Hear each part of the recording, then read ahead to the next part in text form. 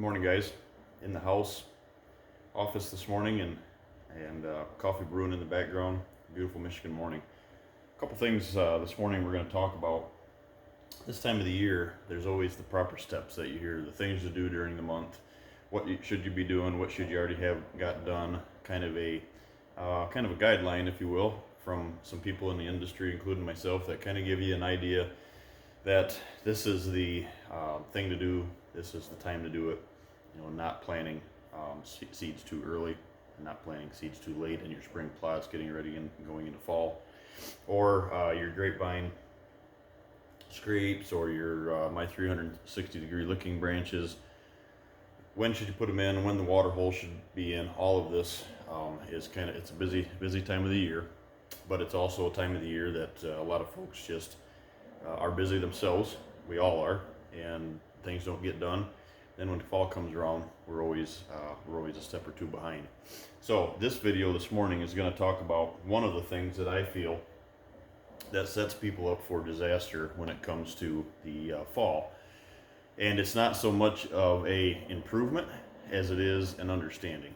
So the topic is, don't be fooled by summertime cover, by summer cover. And by summer cover, meaning that when you're inspecting properties, I'm on these properties every day, so I'm blessed enough and fortunate enough to see and educate myself for years now, and continuously I'm always learning, getting on these farms and looking deeper into the project, deeper into the timber, if you will, through the eyes of my client, their experience, what I see initially when I enter these farms, these properties. Now, scouting on state ground is tied into this as well. I'm a state land hunter myself. I take some of that pressure, like we've always talked. I use that state and the federal ground to take some pressure off my farms, and we have a couple great spots that we hunt. But over the years, I've been able to learn that summer cover will get you into trouble. And I think the first step of my career that I learned these things was when I was back in, born and raised here in Michigan. For those that don't personally know me, but follow along with the channel. Born and raised here in Michigan. And when I was 18, just out of high school, our family business was kind of in limbo between, one ownership and the next ownership. A lot of things going on there. And what I decided to do, I always had a passion. I always wanted to, born and raised, I quit playing sports in high school because the whitetails were my world, and I've always had that driven passion to figure these guys out. And my first approach to this, my first lesson to this, is I wanted to be a guide. So I was going to go out to, I was headed out west to the western states to be a guide, and came across some stuff for guiding in the Midwest. And boy, it was a blessing. I spent 5 years in 4 seasons, 5 years in Pike County, Illinois, with Heartland Lodge down there out of Nebo, just south of Pittsfield. And that was my introduction to having to really prove yourself, or be frugal in the woods, and be proficient in the woods to get things done, because obviously that's a paying customer. And not only are you representing yourself in the lodge, but you had to represent the deer that were there. Now, being raised from Michigan, learning the school of hard knocks as a kid, at that point, still a kid, moved down there. And moved down there as just a guide, and ended up being the assistant manager of the lodge with a great friend of mine for a few years. And what I learned quickly was this summertime cover is huge over height. And what happens to folks is they lease a new property, they go into a new area, they buy a new property, they start searching the property as it is at the time of summer. So what ties into that is number one, thick now will not be thick later because of the leaves. So a couple things that come into that you have to watch. You have to watch the density of these properties, which is number two. The density of these properties and the darkness of these properties is capped or powered by the leaves, the density right now. If you have any mature timber, if you have, it works both ways. Mature timber, you have canopy, it creates darkness. You have to be able to see through that on what really is dense and thick and what is dark. Dark now will not be dark later. Airflow now is not going to be the same airflow that it's going to be in the fall. So you got to take that into consideration about if you walk into an area and it looks thick and it looks hidden, you have to look past it, envision it with no leaves. If you're in an area where you're walking around and your head is in the air and you're looking at, not only for stand placements, but you're looking around in the area for trees and canopy and cover, you need to be looking down at knee level is where you need to be looking. You need to be focused on the ground, on the underneath the canopy. And the reason that is your side cover is what your deer need to survive on all spectrums. It's not the hood that they need to get through certain parts of the year to protect them from snow and such. It's the right cover at the right elevation so these deer can browse, can eat, obviously can have this as cover. And those leaves are relatively available to eat. Obviously they eat the leaves. They'd rather eat the leaves in some spots than they would, and that ties into woody browse, but they would rather eat that than a manicured, they have to eat that rather than a manicured food plot. So when you're going into these areas, don't fall into this trap, like I say, of thinking that this property is dark and it's heavy enough because of the leaves. You have to be able to look past it. You have to be able to read your contour, the lay of the land, the contour. The higher the elevations, the less immature trees, more mature trees you're going to have. When that canopy is gone, you're going to have wide open sunshine spots, especially in the mornings, and you have to figure out how to manipulate that as a hunter to see past that, so you don't gauge all of your hunting strategies on summer movement or summer density, and then come fall you're skylined because your tree doesn't have the correct cover. All these things that tie in that we're going to talk about. But the number one thing, the thing on here first, not the number one thing, but the first thing is to talk about is understanding that this time of the year the properties look beautiful, they're full and lush and green, but it will set you up for disaster if you go into there thinking that cover is going to be as dominant and protective, let's say, to you and the deer come fall, because obviously it won't. That's why they call it the fall. The leaves are on the ground, not in the trees where they're supposed to be. So where they are this time of the year. So keep that in mind when you go into there. You always have to look past the beautiful green landscape that we have in the summer.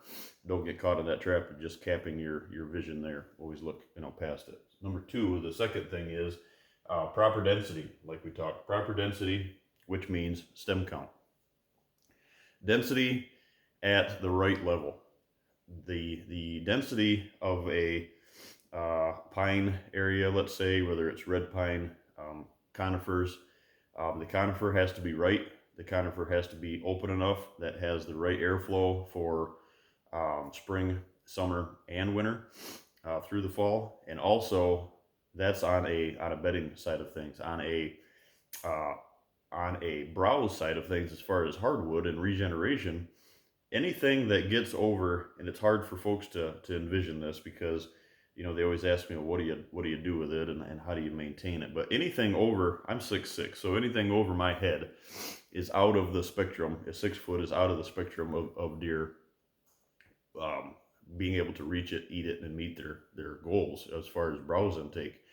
This area of Michigan that I'm in, I live here now in mid-Michigan, and I cover the entire country from here. But from here across the pond into Wisconsin, right over through into Minnesota, our areas, our region here, believe it or not, take whose word you want, but the fact is, the truth is, 90% of a deer's intake is woody browse. The farther you go north of us into northern Michigan and the upper peninsula of Michigan, or northern Wisconsin, let's say, this goes east to, New York and northern New York, it gets higher. And the reason that gets higher is because the food value of the green is less, and then they have to meet that browse intake. The browse intake is worked into conjunction with the elements that they live in, as far as the winter. So the farther north you go, you get into Canada. Those deer, that's where you see if you ever hunted out west, you get this western aspect of elk eating the trees and stuff out of the aspen out there. And why don't deer eat? Why don't deer here chew on the side of the bark in the trees? And the reason is because they've got so much other food, and they can get that in the right areas. They can meet their woody browse requirements easier than they can farther you go north, and you start taking the woody browse portion out of it, and you start adding more conifer into their diet, into their area, into their lifestyle. And that's why they'll travel farther than they do southern Michigan, than they do northern Michigan and the Upper Peninsula, to reach those woody browse requirements. So just because you live in the state, make sure you know which region of your state that you live in. And the further you go south, the less that woody browse is a huge factor. The less, you've heard me say this before, is your food plots are only as good as the woody browse that you have backing your food plots. And the farther you go north in the country, the more that plays a huge part. So stem count, there's a lot of different readings. Oak, 3,000, 2,000, 3,000 stems per acre.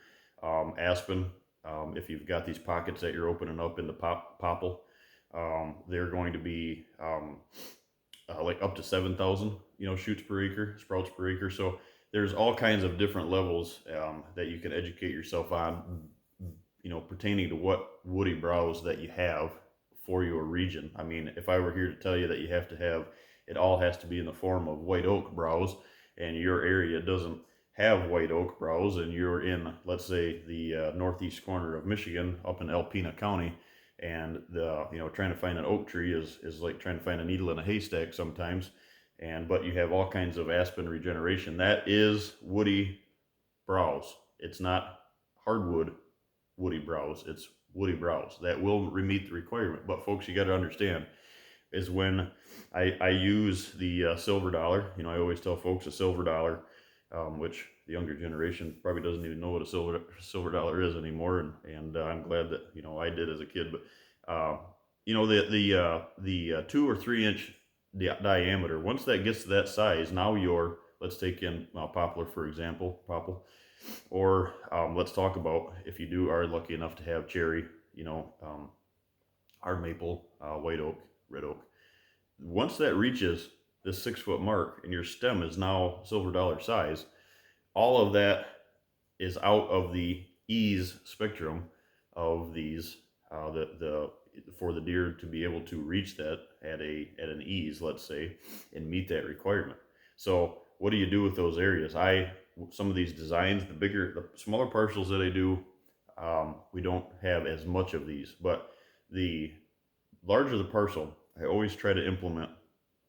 The reason is you run out of area, and you have to have so much powerful stuff in the right spots on small parcels. But if you're someone that has the 80, 160, 240 that's listening to this, and further up the line, we implement a lot of these. I design a lot of these hardwood pockets, let's say, and especially speaking of northern Michigan, northern Wisconsin, this is a practice that's been practiced for years successfully in the country of Canada, and especially in Manitoba and Saskatchewan.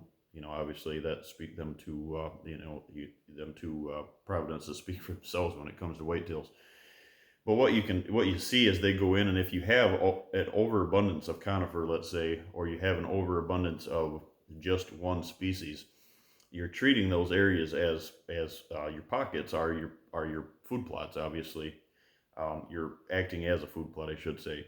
And what you're doing by that is you're reaching that woody browse requirement. Now, obviously, we know you got to have that in the right spot. I always tell folks, make sure those are in the right spots, make sure they're handled correctly, because you're not creating a clear cut. Let's say that, state land hunters that are watching, um, federal land hunters that tune in, and I appreciate you guys following along all the time. I just love that aspect of figuring those deer out on state grounds. But out there, guys, you'll see these slashes that the here in the state of Michigan, the DNR and the Forest Service are notorious for doing this. They don't do the hinge cutting side of it. They're not looking for bedding area. What they're looking for, they slash. So they cut the tree completely down and they lay it down. Well, those areas are exactly what I'm talking about. What they'll do is you go in. I like to take those trees completely out, because once you lay them on the ground, obviously, and I know that they become bedding. Out on the state ground, they're not as worried about that. They just want regeneration. So what they do is they clear cut these areas. It might be a half acre, it might be an acre, in these pockets, and that's how they meet these woody browse requirements. So keep that in mind. If you have larger parcels and you're able to work those in, but don't lay those trees down when they get 8, 6, 8, 10, 12 inches, it's time to go back in and have somebody come in and do a soft mass harvest for you, chip it and get it out of there, and then let that regeneration grow. You're looking for that knee high, waist high food value is what you're looking for to meet this number 2 thing here, this woody browse and stem count. That is what you're looking for as far as proper density in the summer. Now, if you go into these areas, like I said, it's this oak savanna thing that's going on right now. You got to look further than what they're just the oak savanna. They're in an area that has that, and they're trying to promote their production of those powerful oak trees. But in my world, on my properties, I would rather see those pinpoint those areas, utilize what oaks that you can, take the other ones out, and put more of that at the ground instead of relying on that oak tree to produce. That the deer will eat that from the ground up, not the sky down. So something to think about. That's what you have to look for when you're looking at density. Number 2. So number 3 is grass is not screening. So grass is not screening, and short warm season grasses will not be here come fall. They die and they flatten out. That's the topic that I've got written down. So number 3, grass is not screening. So this there's a lot of terms that people use. Edge feathering, my terminology as on food plots is I just want the edge to be soft. That's my outlook on it. You don't see, and I never promote any hinge cutting, any immediate bedding area right on the food plot themselves. I'll show you some pictures, but there's you always see these trees that are tipped into the food plot, the side of the food plot, and even though you're not hunting on those in my designs, if you're following along with me, you're not on those food plots. Puts the deer right on the food plot, and you want them to be able to get up and move, like we said, through my hub style bedding areas that I've coined years ago. You want those deer, those does, that first layer of does to get up out of their beds and move out. You don't want that right on there. But what happens is if you rely this time of the year on summer, the summer grasses, people think around their food plot, if I just leave 5 yards of this grass, and if it's got a little briar mixed into it, but if I leave this buffer all the way around the woods, right on the edge of the woods, put my food plot out a little bit further, that grass is going to be kind of my screening, if you will. Well, the fact of the matter is, when the fall comes, when the first frost hits and that grass dies, not only when the first frost comes, it takes the durability out of that. Now rains or ice or snow hits it and it flattens, and you have nothing there. So if it's not too wet around those edges, if you can excavate when you're making these food plots, if you can take these edges right out to the side of the timber, or right out to the sides of where your extension of your plot wants to be, extend them out. And then if you've got, let's say your plot is 50 yards wide, you've got to make that 70 yards wide, so you got 10 yards on each side that you can plant into native grasses. You can plant the cave-in rock product, and you can get a native grass screening, something that's durable around that switchgrass, around that food plot, to make those edges soft. So then you've got timber, then you've got the native grass. Now you can put the bedding area, the does, that first layer of does, you can put those out a little bit further to the food, your corridors going into your bedding areas off there. But if it's an open underneath canopy that looks dark because of, number one, the leaves, you think in the summer when you look into the woods, it's dark. So it's like, yep, right there. Even if you go in, if you own the property, you're leasing it, and you're able to do, let's say, some hinge cutting, you go in, you tip some trees down in there to create bedding. Next thing you know, the leaves are gone, and you can see not only to your bedding area, you can see through your bedding areas. Now you're in the food plot. There's no soft edge, the darkness because the canopy's gone.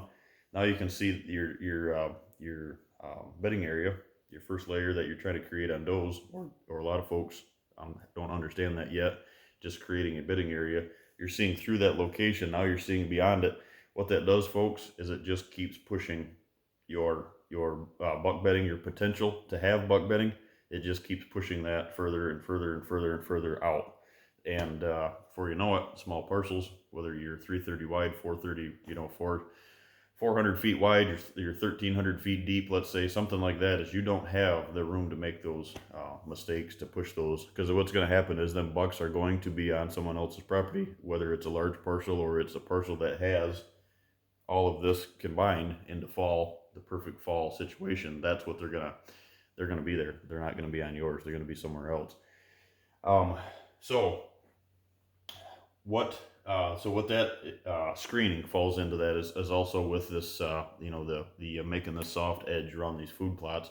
Don't rely on that grass. That's just summer grass, whether it's got, some of the rye left over from whoever planted it before, whatever the case is that native grasses or whatever is around it, quack grass, and it's not going to be there come fall. So you're going to lose that soft edge. Screening wise of it, if it's a screen past a food plot that you think just because you got leaves, then you've got a bunch of this grass, this summer grass, and then you've got your food plot, and you think that's enough to get around it. That screening has to be in a Egyptian wheat screen. No food value. You can use that you can use a screen such as, one of the ones I really like is the Trump wall, not because just of the name of it, but the Trump wall that Morgan's composting has. And there's a lot of other companies that have these screening products, but they have sun hemp, and they have all this stuff in them, which is fine. But when you start doing that, it takes the stem, it takes the value. I had a chat with a gentleman on YouTube here the other day on a topic, is just it takes the value of so much of that durability away from what Egyptian wheat really does and has to give back to you guys as far as screening, not only in height but in density. And when you start implementing other things in there, big blue stem, sun hemp, you start adding a food value. Sunflowers is a big thing that people are putting in screening, and you start adding a food value to it. Well, that better be around the food plot that you're not hunting to begin with, because the deer will bed in it. The whole reason of a screen is to not have bedding, is to make an area that is secluded and tucked in, and not just 10 yards wide with a bunch of tall Egyptian wheat around it. You wouldn't want to walk into an area like that, into an alley, let's say, and the deer don't want to walk into those. So you have to keep them continuously flowing, wide open, so they don't feel like they're too bottlenecked into an area. But that is screening. That is the power of screening. Taking just the grasses that are growing along these plots or the side of the road that you think you can get past, and setting up your fall hunting strategies. Even if it's October, I really urge you guys not to do that. I urge them to look into the worst case scenario, or the later into fall. Because many times I've hunted in snow here, and many in Illinois, I've hunted in snow opening day, October 1st of bow season. So it can happen. And if you're setting your fall movements up, getting in and out of these farms or around these food plots to get into your hunting locations, let's say, and you're banking on that cover, that grass to be there, that's not screening. You have to have the power of true screening to use that as the terminology of screening. That's what it is for. Number 4, one of the things that you can be doing right now, and in the spectrum of the summer cover is food plots, shooting lanes, cutting these food plot or these shooting lanes, cutting in these summer shooting lanes, being in the stands, and making sure your backdrops are correct. Now, if you think about it, you hear a lot of stuff about habitat. You hear a lot of stuff about the proper accesses. This is all coming from me. Accesses in and out. But sometimes we forget to really educate folks on, or folks forget to educate themselves on, is the fact of you can have all of that and it can be beautiful, but if you're in the stand in a small diameter tree, or if it's not a conifer and you don't have a lot of cover, and you're in an area that you crawl up in it when you set the stand, and you've got a couple limbs behind you, and boy, it feels really tight and it feels comfy.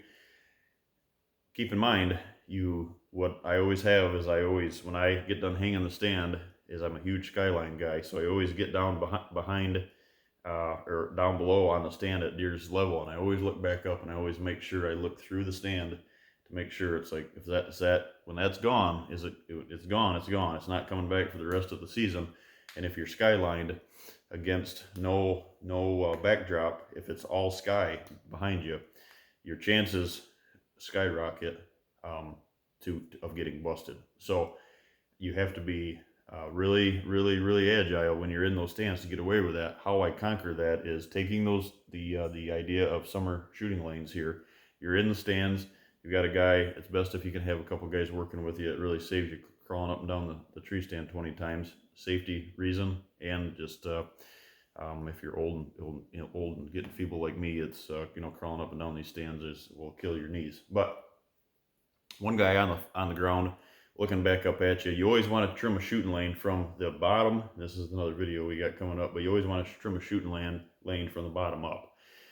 So have somebody down there trimming this stuff up, working their way back to your stand. But what do you do with that debris?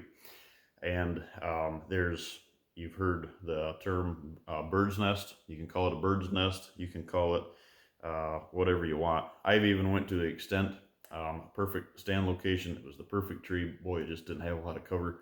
And I have went, and I've done this a few times, is taken the old Christmas tree from the year before. I've got one right out here that's still, got needles on it from this Christmas. Take those and you actually put those, whether you cut the limbs off from them or you hang those up in the tree, you put them on. If you're fortunate enough, I'm a big soft maple 2 or 3 tree stand guy, because of bow hangers, all that stuff ties into it. But hanging these trees or brush behind you in a backdrop, and it might look gaudy when you first put it up there.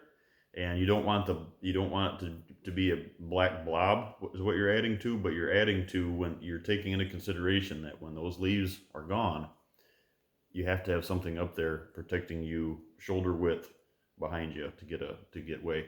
That brush that you're cutting on the ground, guys, is a perfect thing. Tie it around your pull-up rope and bring it up there with you. Make sure you're strapped in. Tie that, bring that stuff up with you, and go to town putting that behind you. And it's just the overlapping structure that you're going to get. You're not so worried about now, the leaves being there. You're just looking to get that intertwined, tangled mess behind you, if you will.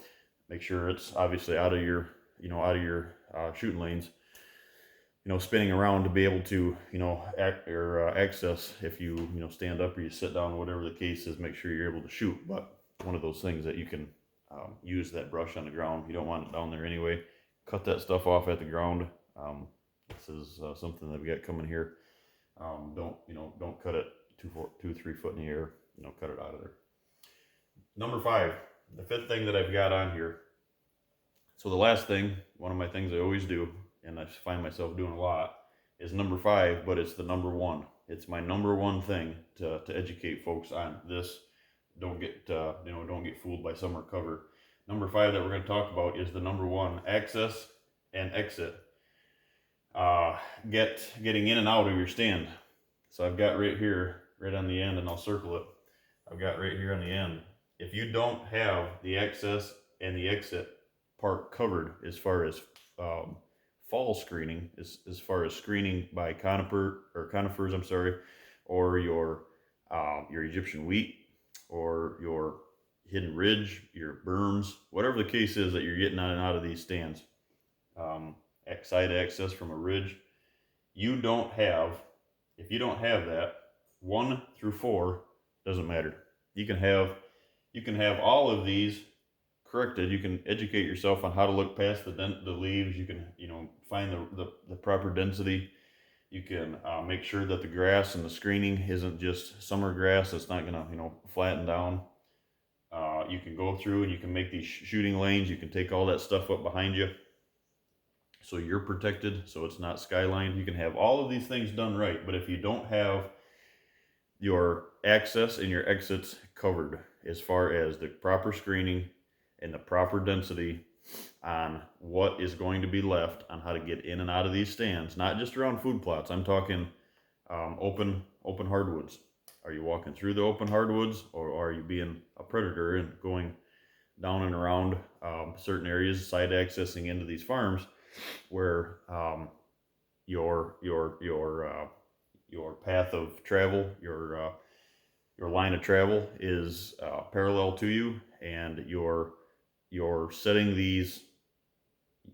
your fall hunting strategies up to not get busted getting in and out of these stands, not cutting the line of travel like we've talked. This is the most powerful thing in this whole lengthy video here that we're talking about. This number 5 is the number 1 thing. You have to be sure. Now, how do you go about that? New farms that you purchase long term down the road, how do you cure it? You cure it by putting white pine, and white pine grows way faster than spruce. So you put white pine in, then a layer of spruce, do the staggered effect of a spruce, so you can't see through the open pockets of a spruce.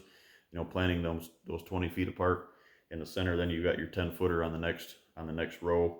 This row is 20 feet. This row is 10 feet, or that's 20 feet, but you're in between those 20-foot marks. 2 or 3 rows of those, especially if you're out in a field, an ag setting. I've got a farm when the place here sells that I'm looking at, hoping to get, and it's a lot of tillable on it.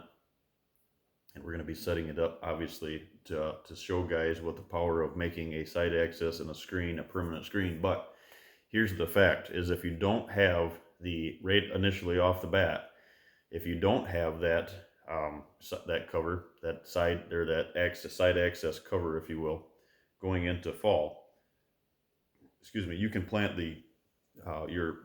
your pines, your white pines, your spruce, all of that, gauging yourself to have that cover to get you in and out of those locations down the road, but you don't have it now. So it's always, to me, on side access, it's fence row, then it's fence row, then it's pine, and access, obviously, is fence row, 4 to 5 feet that you maintain, it's quiet, that you can walk on. Then you have your double row or triple row of spruce and white pine. Then on the inside of that is you have your wall of Egyptian wheat. That's how you cure it quick and annually, and get it done to meet those requirements that you need every year until the pines take over, and then you don't need the cost and the work to put the Egyptian wheat in. But that 40 acres that I'm looking at, that I was just referring on, is that parcel's a perfect example. I don't have the money to, folks tell me I don't have the money to put all this Egyptian wheat in. Oh my God, it's going to cost a fortune. Well, you plant the Egyptian wheat at about 30 pounds per acre, and the soil has to be right, obviously, to get there. If not, you got to plant more of it. But I went around, so the road frontage on that is already, it's a square 40. The road frontage is already has conifer on it. Then you can't see into the farm. Great, perfect situation. This 40 is 35 tillable. If you get the only treed things on these, there's one tree stand location on it, and the rest is open. And the fence rows, the interior fence rows are wooded.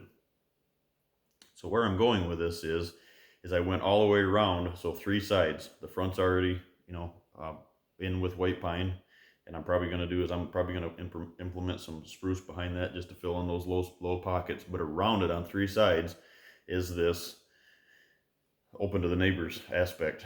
And luckily, the neighbors are conifer as well. But conifers, if they're handled correctly, they might have the bedding. So we're going to try to move all that, livable deer inside that 40. But I went three sides around that, and so 12 foot wide, two passes with my plot master is what I was gauging that off from, but all the way around it, so 12 foot wide is 2 acres.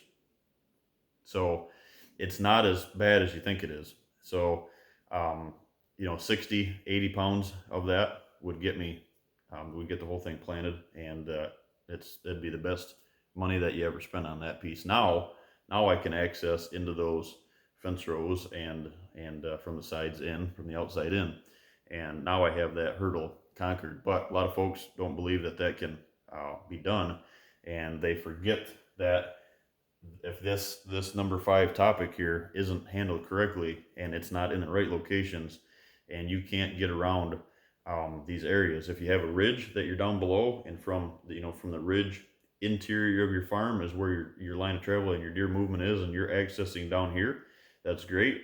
But if it's an open hardwood situation, you need to implement a pine, let's say spruce, and in that situation you don't need to have them 3-4 rows of them, maybe just a double row up top, something and it's noise. It's plant switchgrass on the top of it, something to make noise. So your head, and I trust me, I'm the guy that looks into this further than most people do, is because I'm 6'6".